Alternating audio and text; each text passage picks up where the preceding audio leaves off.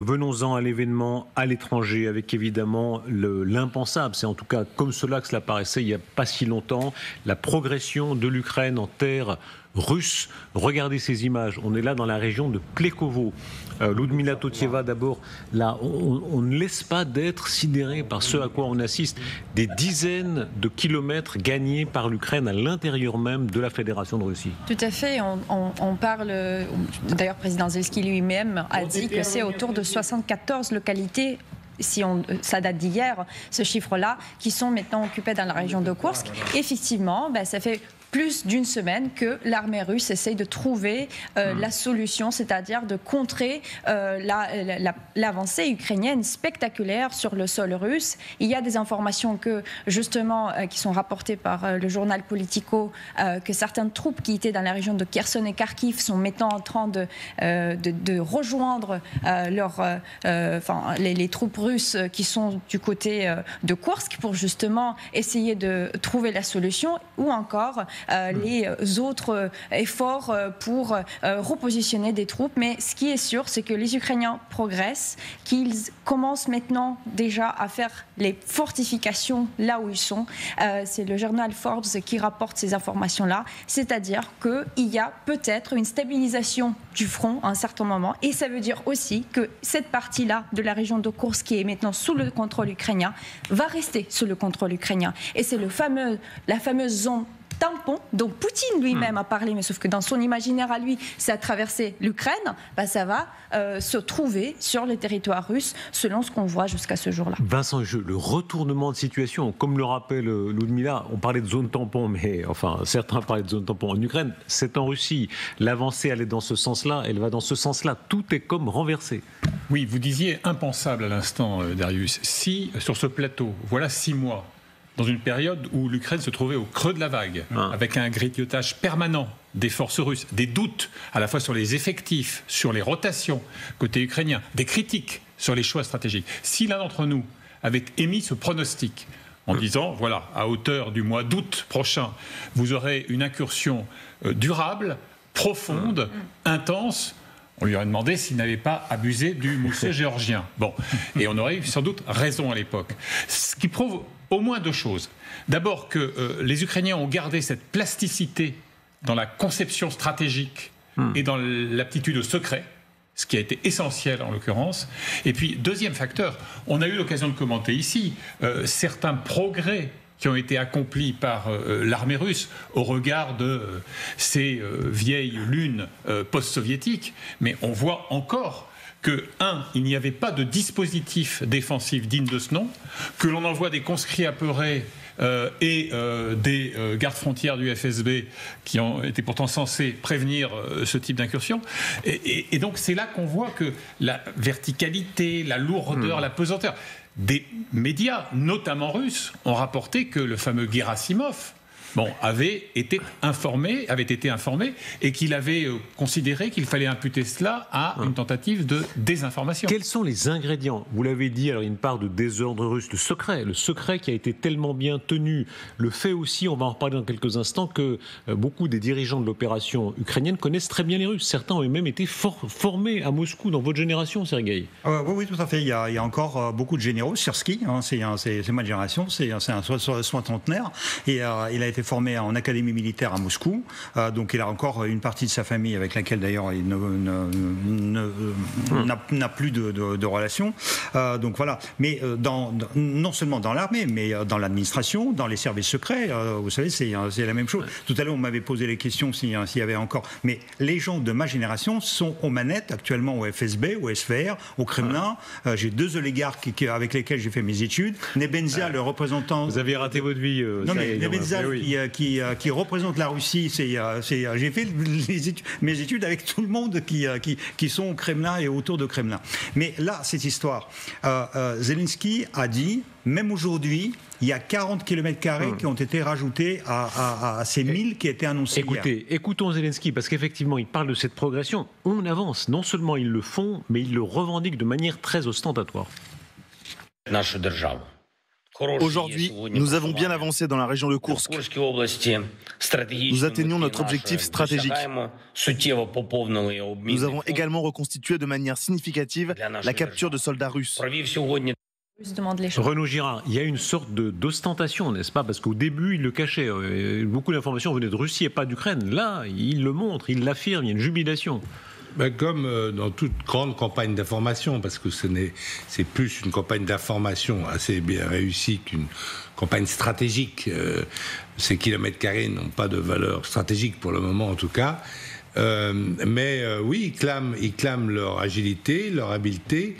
Et il ne la cache pas. Derrière le président, il est écrit en latin « La sagesse l'emportera ». Sapiens Domidabit.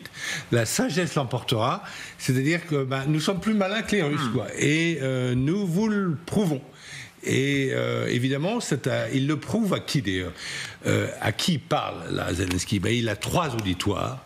Le premier auditoire, c'est évidemment l'auditoire ukrainien. Vous avez eu raison de me faire confiance, vous avez eu raison de me faire confiance à l'armée, au nouveau général en chef que j'ai nommé. Vous, les jeunes, vous devriez revenir de Pologne, vous devriez vous enrôler dans l'armée, puisque notre armée peut être victorieuse. Le deuxième auditoire, c'est évidemment l'auditoire russe, en leur disant, vous voyez, la guerre confortable, pour vous, c'est fini, parce que c'est la vraie guerre. C'est comme la boxe anglaise, on avance, on recule, et donc là, ils avancent. Et en droit international, c'est tout à fait légitime, quand on a été agressé. Et pardon, les Russes prennent des coups, y compris les prisonniers. Les alliés, les prisonniers, regardez ces images de prisonniers, de nouveaux prisonniers russes qui sont faits maintenant. Évidemment, ça ajoute à ce que vous dites sur la réussite de la progression ukrainienne. Voilà, ces images, on en reçoit beaucoup, on ne peut pas les passer toutes, Ludmila.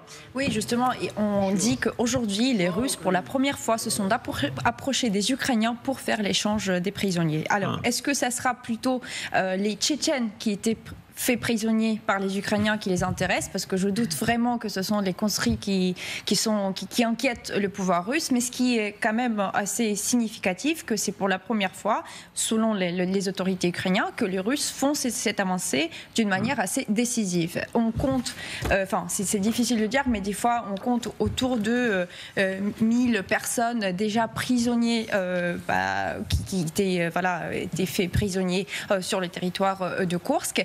Parce que regardez, si vous regardez les vidéos d'embuscade comme ça des Ukrainiens, les Russes ne s'attendaient pas du tout. Ils étaient là tranquillement pour boire leur thé, je ne sais pas, mais ils n'étaient pas préparés. Est-ce qu'on peut penser que beaucoup d'entre eux sont des conscrits? Vous êtes avec nous, Cyril Amourski, merci beaucoup. Vous connaissez très bien l'Ukraine, bien sûr, vous y avez grandi, mais aussi la Russie. Vous êtes russe, opposant à Vladimir Poutine. Parmi les jeunes, beaucoup sont de jeunes soldats qui sont là. Est-ce que beaucoup sont nécessairement des conscrits?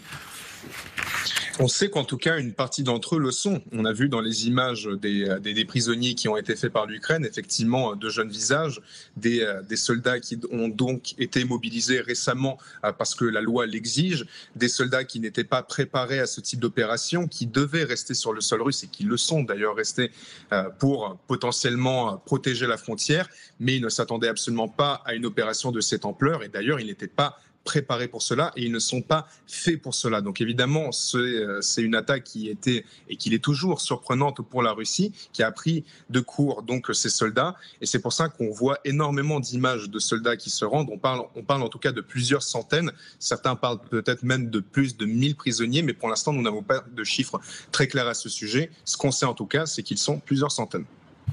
Et la qualité a changé, parce que ce n'est pas seulement des soldats, ce sont les gardes frontières, donc les troupes qui font partie du FSB, que les Ukrainiens jusqu'à maintenant n'ont jamais pris comme prisonniers. Ce sont les Tchétchènes, malgré les affirmations des chefs tchétchènes qu'aucun Tchétchène ne se rend jamais, etc. Donc en fait, en réalité, si. Donc il y avait une unité Armat qui a perdu quelques personnels qui étaient emprisonnés. Il y avait aussi une colonie pénitentiaire. Donc les Ukrainiens ont emprisonné aussi les personnels donc, du ministère de la Justice. justice russe.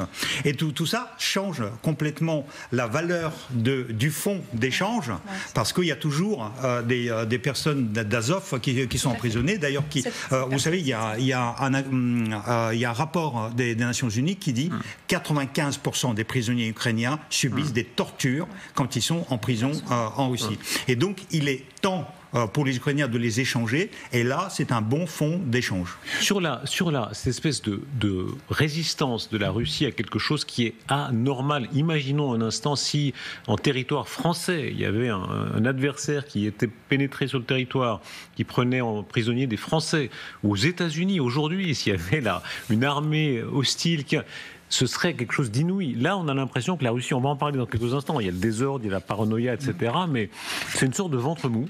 L'histoire retiendra donc que Vladimir Poutine a été pris de Koursk. Et j'observe que, indépendamment du caractère calamiteux... Vous les préparez, Vincent Léger, ou ça vient spontanément?